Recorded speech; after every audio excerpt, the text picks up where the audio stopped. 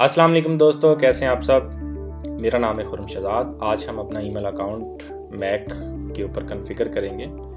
Mac email client जो already आपके operating system में इंस्टॉल्ड है उसको ओपन करें।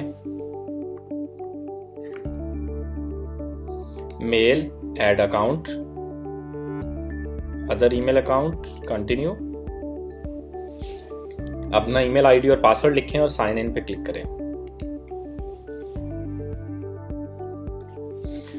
यूजर नेम में अपना ईमेल आईडी लिख दें। इनकमिंग और आउटगोइंग में अपना सिर्फ डोमेन नेम लिख लें और अकाउंट टाइप को आप पॉप कर दें।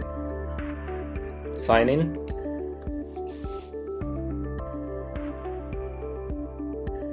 कंटिन्यू।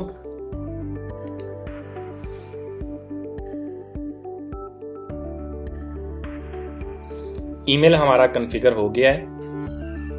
अगर आपका ईमेल अकाउंट एरर कर रहा है और सिंक नहीं कर रहा तो उसको हम कैसे फिक्स कर सकते हैं। मेल, प्रेफरेंसेस, अपना ईमेल अकाउंट सेलेक्ट करें। सर्वर सेटिंग ऑटोमेटिकली को आप अनचेक कर दें।